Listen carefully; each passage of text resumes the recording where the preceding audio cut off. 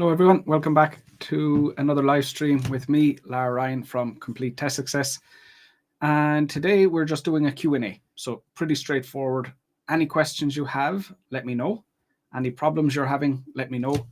And I will be able to answer those for you or give you some advice. So this is pretty much open to any parts of the IELTS test. So if you're having problems or if you have questions about IELTS reading, IELTS listening, IELTS speaking, IELTS writing, task 1, task 2, academic, general, whatever it is, just let me know and I'll be able to help you. Or it could even be, if you're having problems with, you're related to improving your English, be it, fluency, vocab, grammar, pronunciation, something like that, feel free to ask as well. So essentially, any questions you have, just let me know in the comments and I'll be able to give you support with those things. I'm just thinking about students that I've had recently. I had a student made some really nice improvements in their fluency in the last week. For him, part of the problem was that he was trying desperately to use a lot of vocab that he had learned recently. So, since he started studying for the IELTS test and then he found a book of IELTS vocabulary, or maybe it was a website with some IELTS vocabulary. So he really dedicated a lot of time to learning that vocabulary. But the thing is, especially in the IELTS speaking test, there's no such thing as vocab you should use or vocab, that you shouldn't use. So what happened then is he's trying to use all this vocab that he's learned recently. And of course, if you've just learned a word recently, it's going to take more time to remember it and to use it accurately, and it just slows everything down. So that was a big part of his problem. Basically, he was trying to use words he had used recently, and that was bringing down his fluency score. So in a situation like that, he didn't actually have to improve his fluency so much as he just needed to stop making things more complicated. He stopped trying to use difficult vocabulary, and that helped him with his fluency score. One other thing he did, though, he said, not just when he was speaking in English, but also when he was speaking in his first language, that he would often speak slowly to try and be very clear and articulate. But slowly means a low fluency score. So he said it was just kind of a changing his approach and, just trying to be more natural and conversational and using the language that comes to him easily and naturally and effortlessly, rather than trying to use these like high level terms that he thinks would impress the examiner. Okay, so let's just see here. If anyone has any questions, go ahead, ask in the comments and I'll be able to go through those for you. So we'll be here for the next 30 minutes or so answering your questions.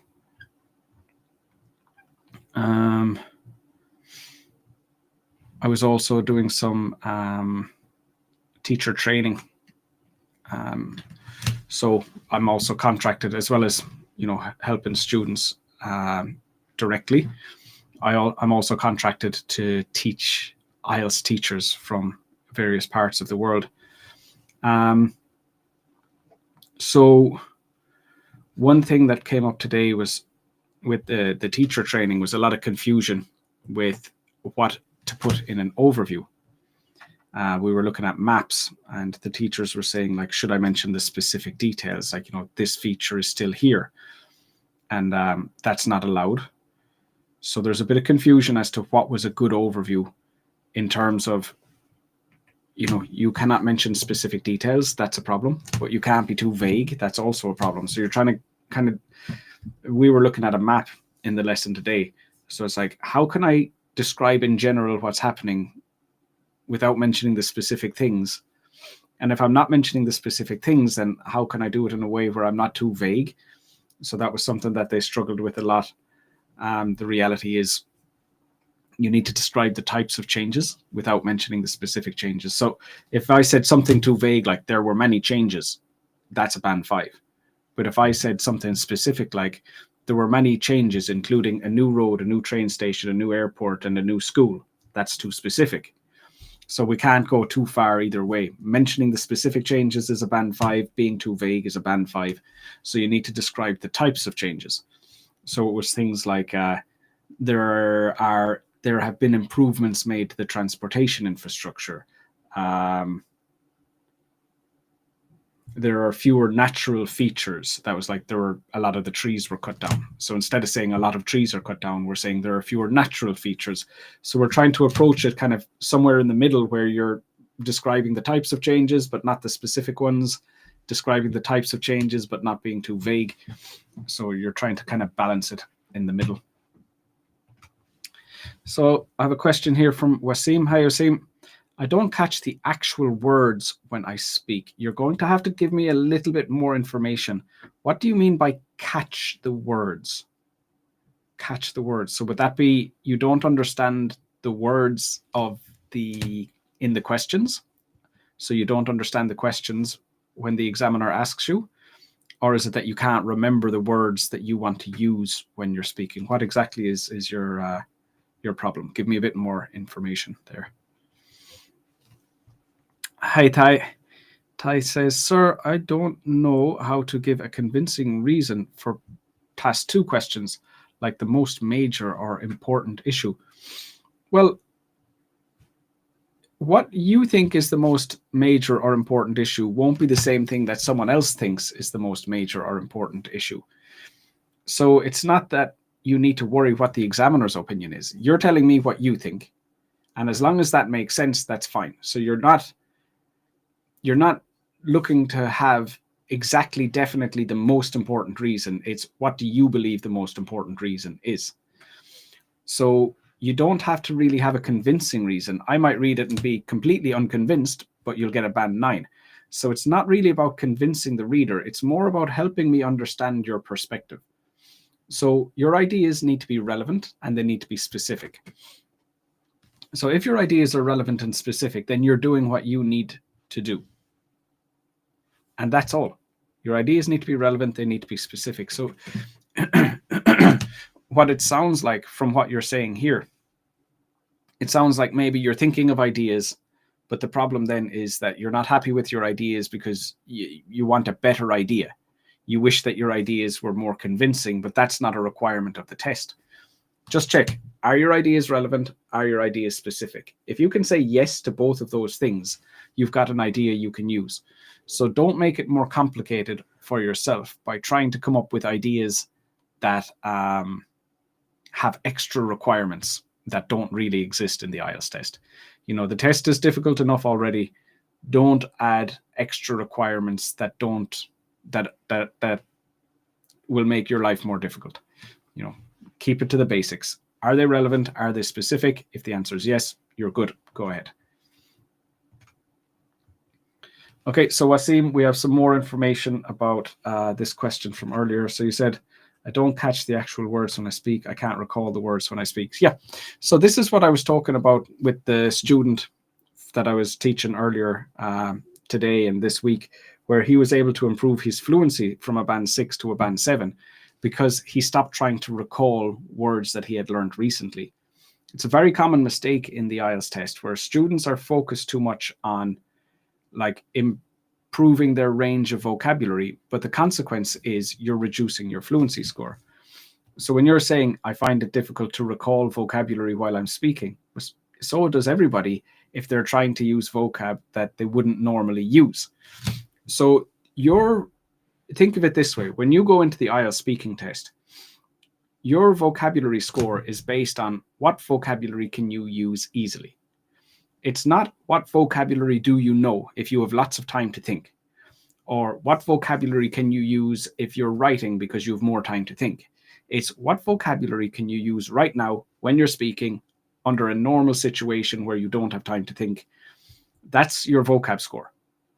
And everybody will know words that they can use when they have more time, but that's not going to be included in your vocab score in the speaking test.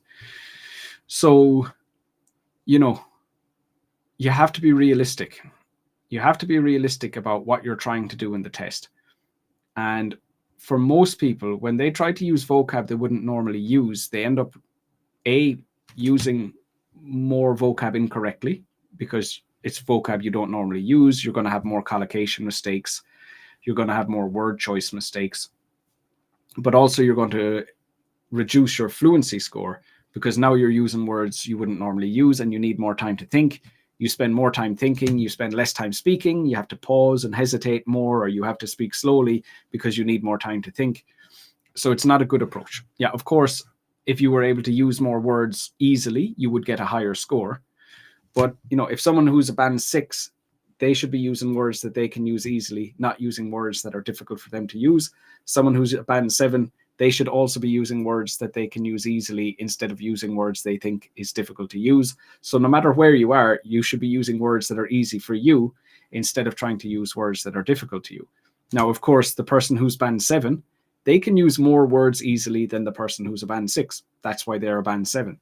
But neither person should be trying to use words that are difficult for them or words that they've learned recently. And that's what you need to be careful with. And Tazika, hi Tazika, face problem with true, false, not given. So for true, false, not given, there are a number of reasons why people have problems. The first one is they don't understand the difference between true, false, and not given. So true will say the information exactly in the question will be exactly the same in the text. So like, let's just say, for example, it says, Lar Ryan is 41. That's what it says in the question. And in the text, it says, Lar Ryan is 41. You're like, okay, it says 41 here, it says 41 here. The information is the exact same. Therefore, it's true, right? But let's say the question says, Lar Ryan is 41. And in the text, it says, Lar Ryan is 40. Okay, well, here it says 41. Here it says 40. The information is different. Therefore, this one is false. That's what false is. Now, if the question says Lar Ryan is 41 and it just doesn't say anything about the age in the text, well, then it's not given. Or if it says something like Lar Ryan is in his 40s. Okay, in his 40s, fine. But that could be 40, 41, 42, 43, 44, 45, 46, 47, 48, 49. We don't know which age exactly. So you can't confirm, yeah, it's 41. We don't know. So we can't say for sure. So either there's no information or there's something vague that doesn't tell you for sure. That's not given. So that's the first problem that people have with true, false, not given. The first most common problem.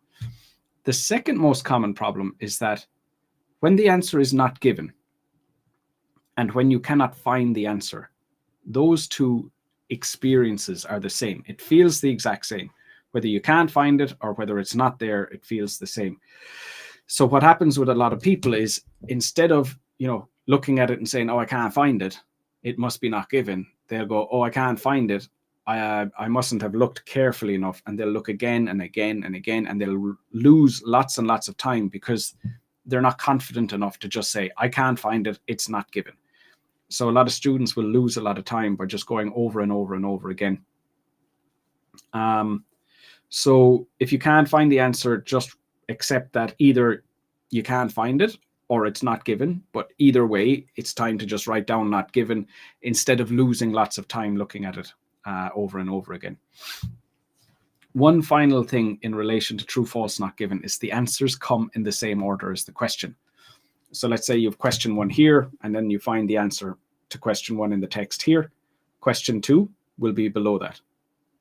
So let's say, for example, you can't find question 2, but you find question 3. So, okay, the answer to question 1 is here. The answer to question 3 is here in the text. So question 2 must be between these somewhere. They're always in the same order. And that can help you a little bit as well, where if you found question 1, the answer to question 1 and the answer to question 3, if you want to double check question 2, you know it's within this small part of the text. And again, if you can't find it, that means it's not given and it's time to move on. Okay. Ty, thank you, sir. You're very welcome. Will this be recorded and posted later? Yeah, it just goes up automatically. So as soon as I finish the live stream, it gets uploaded onto Facebook and YouTube. So yep, you can find it there. I can't hear clearly due to bad internet connection. I hope that's your connection and not mine. I'm not getting any warnings here. but my internet does get bad sometimes, especially when it's raining. It looks okay today. Okay. So next question, Tezkia. I could not find idea for writing. My exam is on the 13th of September. So I think the easiest thing to do is share a question with me. So I assume we're talking about writing task 2. Share a question with me that you were not able to find an idea for. Okay, that might help a little bit. Because there are different reasons why people can't find ideas. Sometimes it's they can't understand the question. Sometimes it's that they're thinking about it in a kind of more general way instead of kind of imagining a more specific one person in that situation. Sometimes they're not really clearly comparing the two sides of the argument to make it easier to look. Share a question with me. Share a question with me that you found difficult, and I'll help you with that a bit more. And Ahmad, hey Ahmad, good to see you. What if a candidate was able to write about 400-word essay for task 2, a well-developed and structured essay? I mean, yeah, great. If they can do that, that's great. But I still don't recommend it. I would recommend that you write about 280, maybe 300 words. Because let's say you can write a 400 essay in 40 minutes.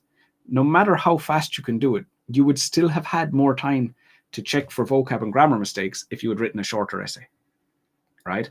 So even if you're saying, I can do it, yeah, well, either way, a shorter essay would have resulted in more time to check for mistakes.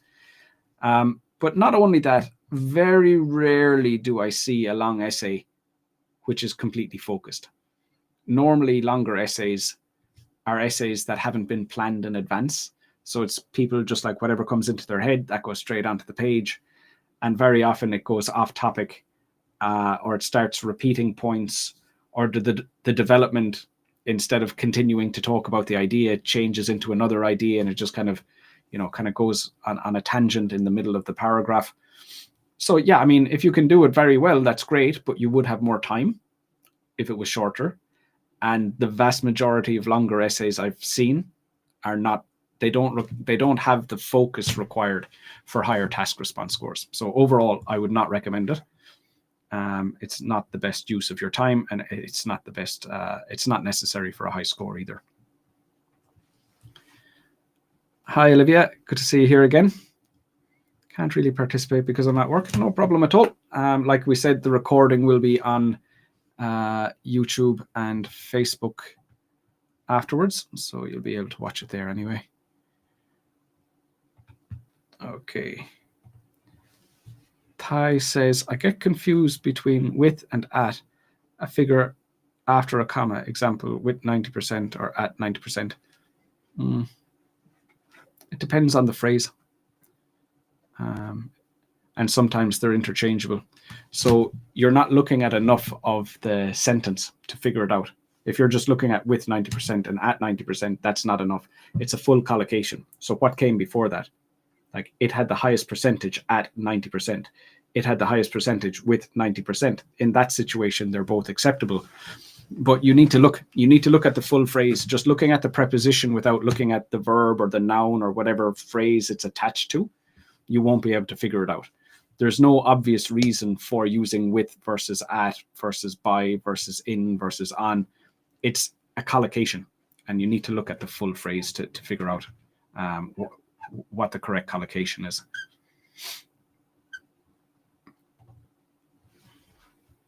Hi, Saman.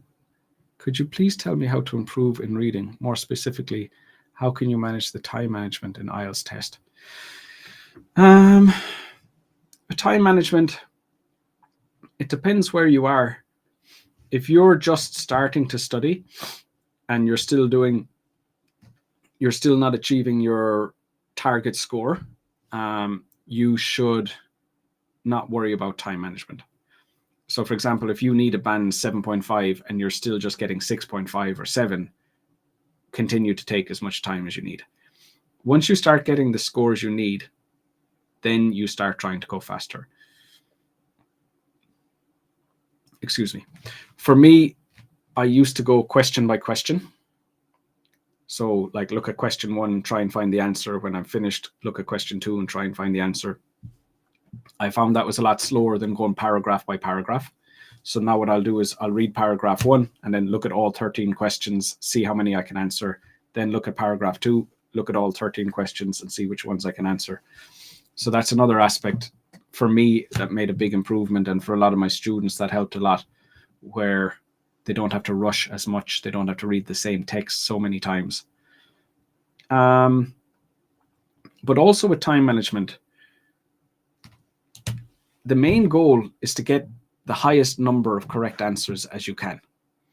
But what some people will do is they'll rush through part 1 because they want more time for part 3. But what's the rush for? Like, you're at part 3, the questions are more difficult, so you're going to get more answers wrong.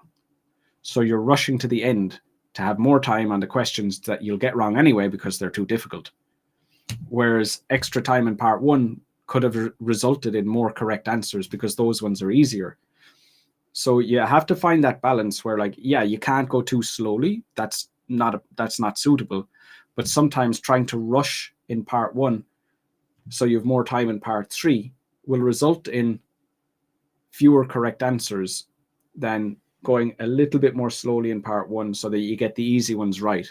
And then maybe you don't get time to, finish part 3 completely, but the result was a higher score. So play around with it a little bit as well, and kind of find the the strategy and the approach that helps you best. Okay. Excuse me now, just one moment. I need to check something.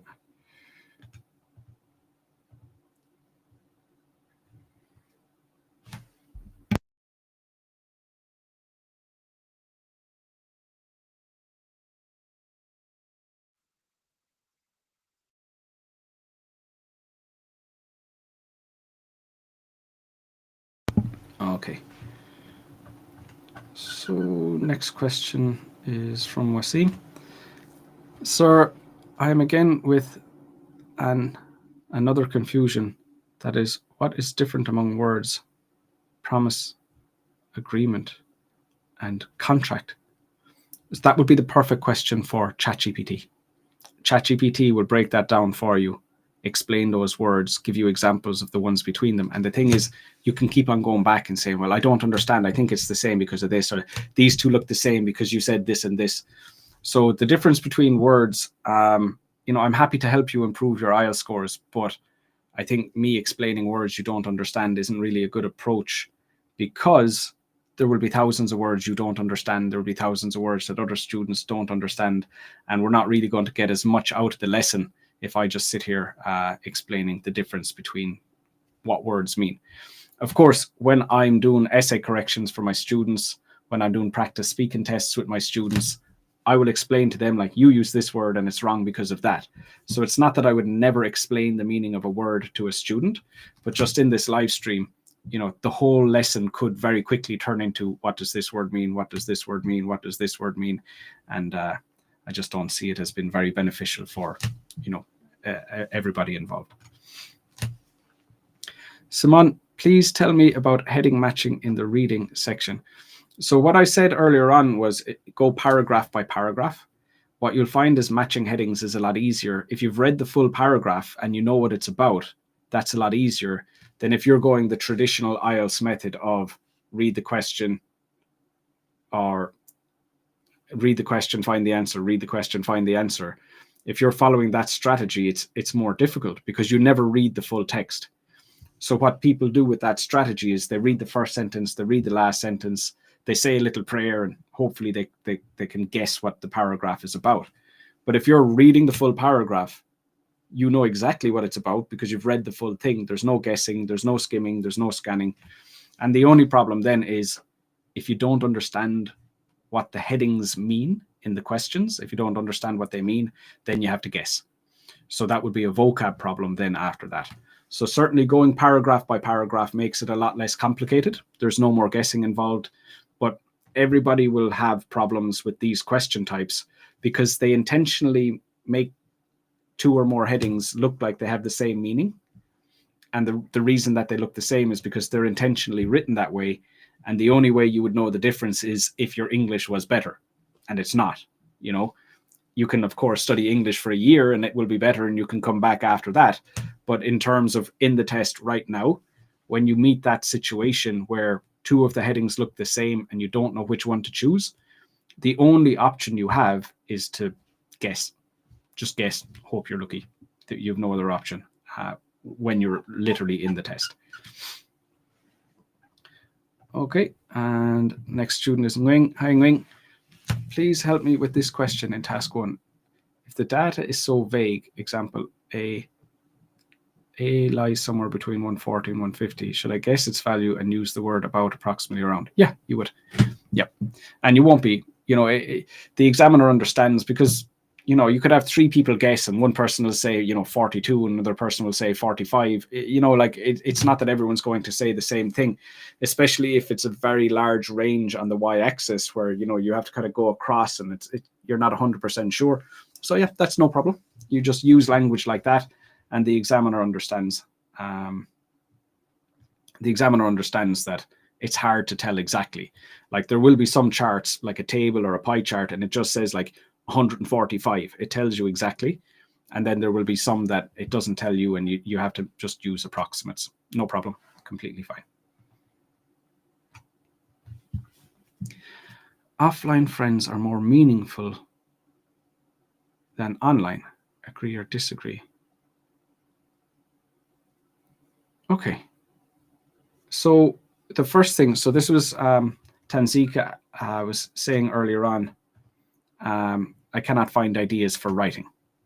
Okay, so that's related to this. So cannot find ideas related to this question.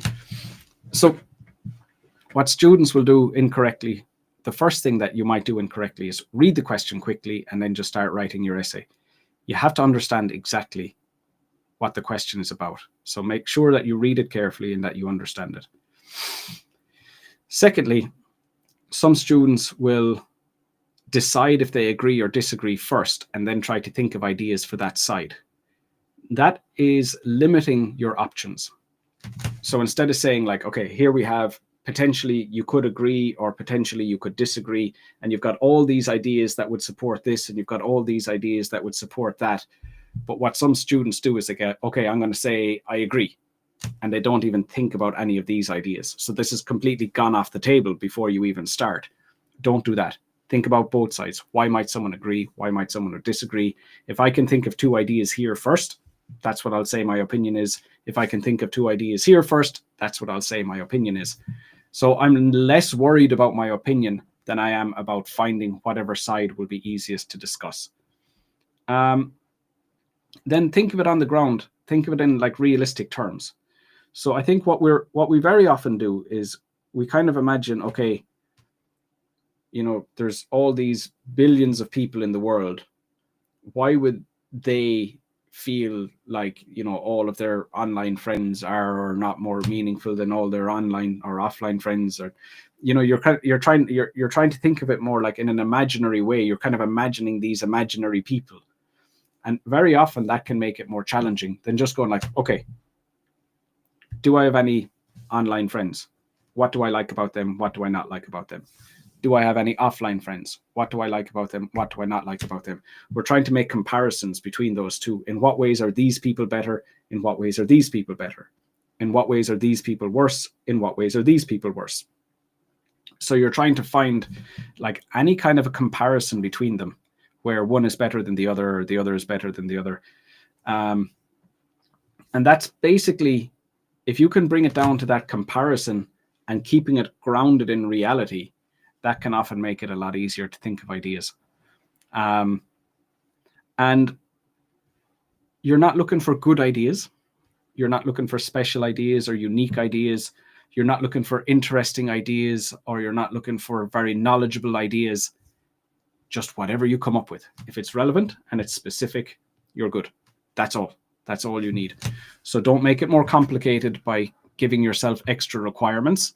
Just do your best to actually come up with, you need 2 ideas for why you might agree or 2 ideas for why you might disagree. That's it. So keep it simple. Don't overcomplicate it. And without looking at your writing, that's kind of like the best advice I can give you now. I do live streams on task 2, but your test is a bit soon to benefit from that. I do have an essay correction service as well. If you look at the what's it called, the description in the video, you will see a link for that service as well. So if you wanted me to look at your writing and see what mistakes you're making, I would be able to give you better advice as well. Wing, could you teach me how to generate relevant ideas on this topic? How has global fashion become such a strong influence on people's lives? So again, just like we were saying, you just have to come up with like ideas as to why that would be, any ideas why that happens, and it just has to be relevant and specific. I think part of the reason why younger people find it difficult to think of ideas is that they're so used to using the internet to find the information they need. And of course, in like 99% of situations, using the internet to find the information you need is the right thing to do. But when you're practicing for IELTS writing task 2, and when you're practicing for the speaking test, using the internet to find your ideas is actually making you less capable of thinking of your own ideas. So sometimes what needs to be done is just to sit there with that question. And the fact is, you're looking at it and you can't think of any ideas. And what you want to do is jump onto ChatGPT and go, hey, what ideas can I use? And it feels like you've solved the problem because you have the ideas for that question. But the next time you're going to be just as incapable of thinking of ideas again. So sometimes it's a matter of just like sticking it out, staying with the question, looking at it for longer and giving yourself time to really come up with the ideas you need, and doing that over and over and over again so you actually develop the skill. So, it could be that as well, where you just don't have enough practice. And the more you practice, then obviously the better you get at doing it. Hi, Miro. From Nepal. Very good. Lovely country. And my exam is September 13th, is cancelled due to huge protest and everything is uncertain. Oh dear. Sorry to hear that. Hopefully everything settles down soon and everything's okay.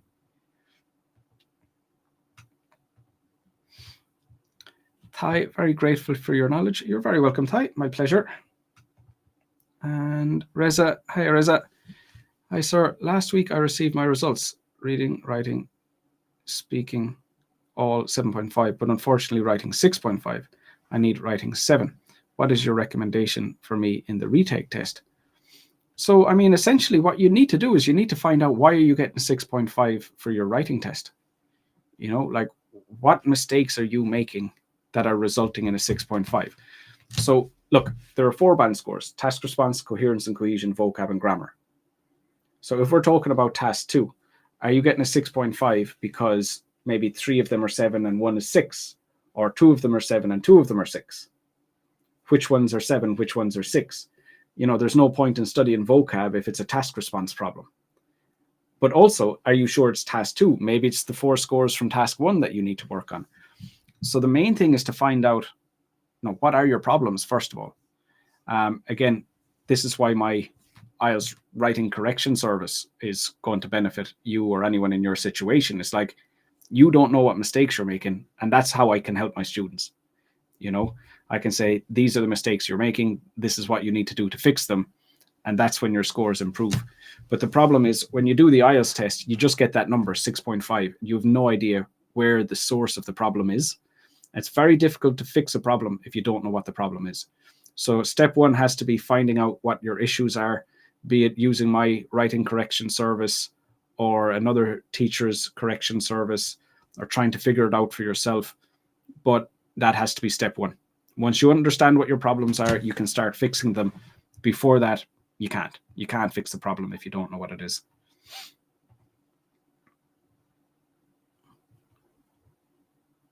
Yes, we saw that already. Sorry to hear that, Miro. Sabirav, hi to you. Good evening. Welcome. Some of the notes in task 1 diagrams can be a little vague, which leaves the candidates the room for several interpretations. How flexible are IELTS examiners with this point? especially when the whole topic of the process is totally unfamiliar. I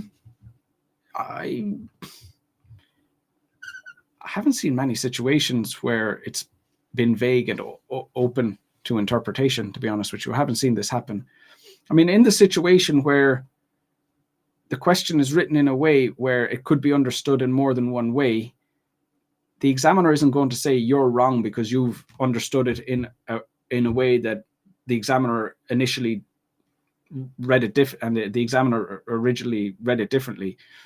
It's not going to be a problem. It's not going to be a problem. I can't remember seeing a question where that happened, and B, if it is in fact open to interpretation, your interpretation can't be considered wrong, and the examiner's okay with that. They're not going to penalize you for a badly written question. That's not going to be a problem.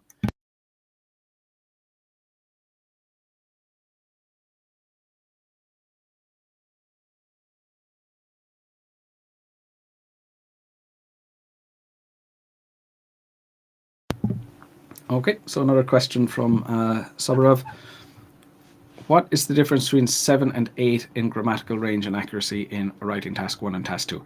So task 1 and task 2, the grammar scores are the exact same. There's no difference. If you put the band descriptors for task 1 grammar and the band descriptors for task 2 grammar next to each other, word for word, they're the exact same. So range, you need a wider range for a band 8, and accuracy, you need a higher level of accuracy for a band 8. So off the top of my head, I know for a band 7, you must frequently produce error-free sentences, whereas a band 8, the majority of your sentences must be error-free. So, it's just like basically better in all aspects, better range, better accuracy. Most often what I see is the accuracy would be the main reason stopping people from going from 7 to 8 rather than the range. Most likely you will see someone with good enough range but not good enough accuracy. That's a more common situation than the other way around.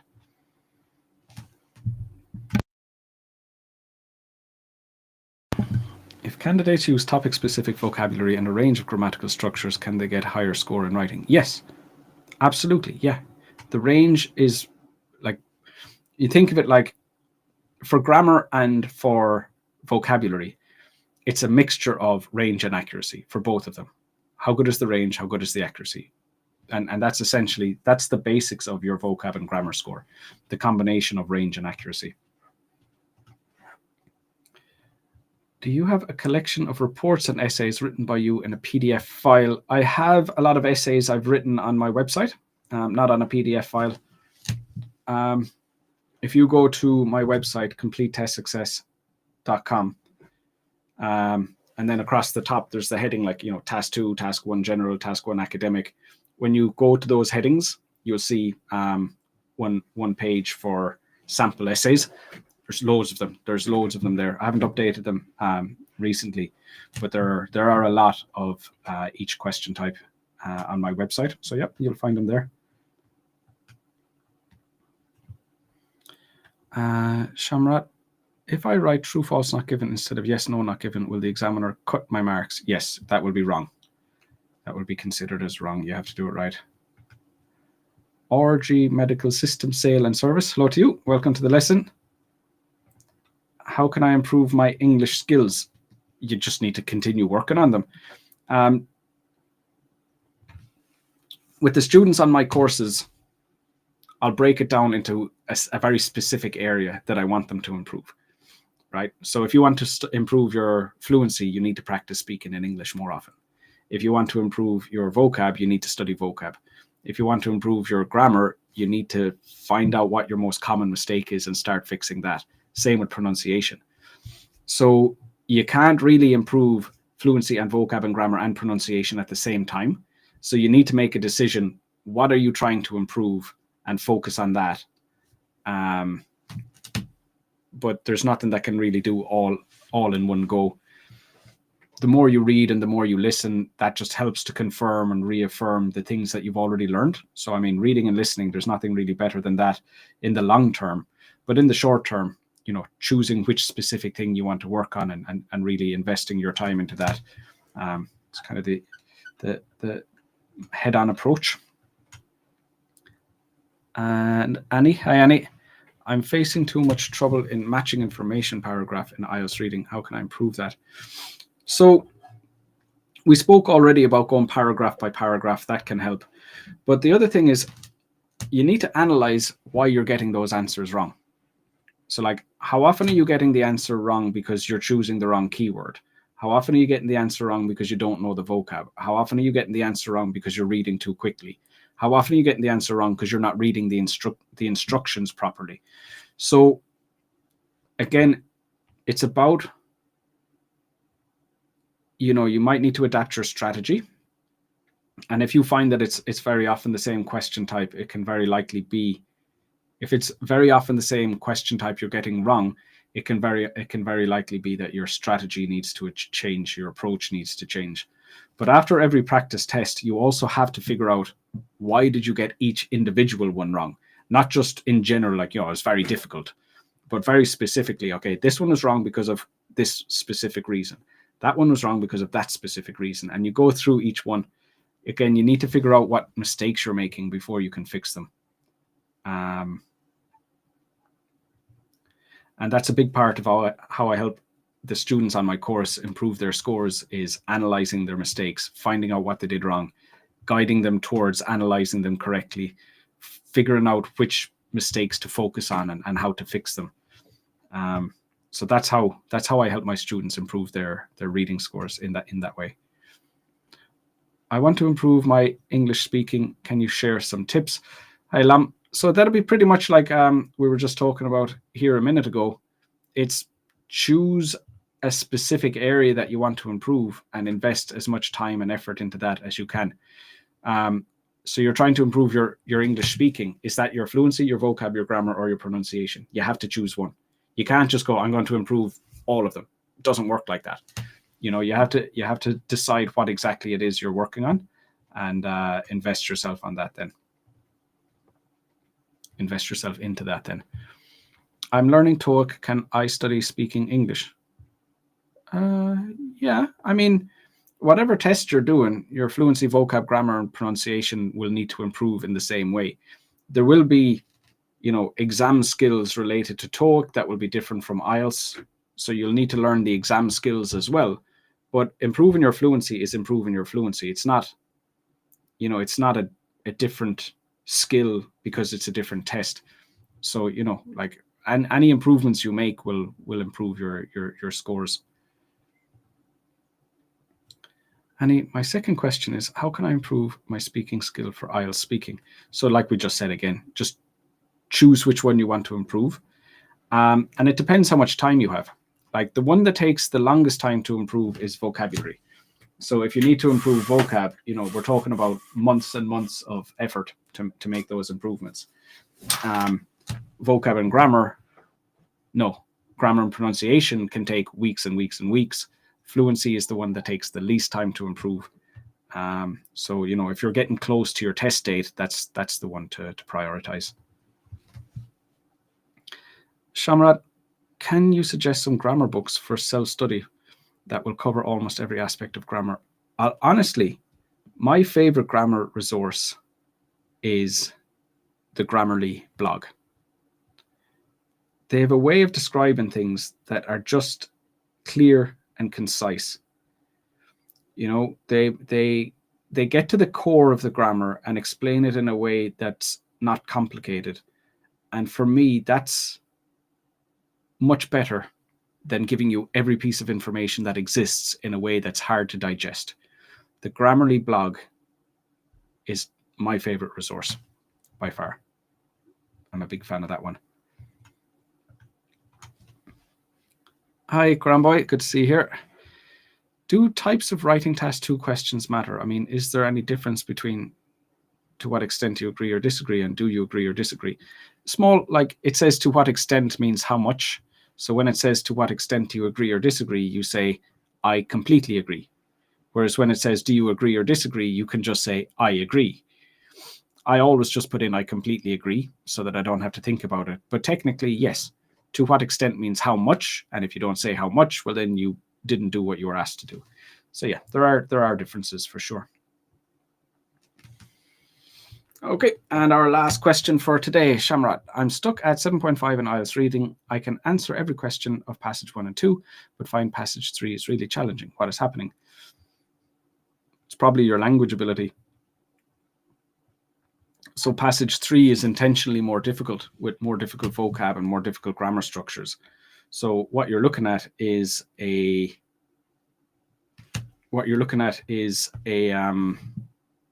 result of your language ability stopping you from getting the harder answers correct in passage 3. Okay, lots of good questions there today, guys. Really good participation, and hopefully you're learning how to improve your scores as a result. If you guys are looking for essay corrections or speaking tests or joining my courses, reach out, lara@completetestsuccess.com. Before you join, I'll have a few questions just to make sure that you're suitable for the course. And yeah, I'll be back next week. I'll have another live stream and we'll focus on another part of the IELTS test. So until then, take care of yourself.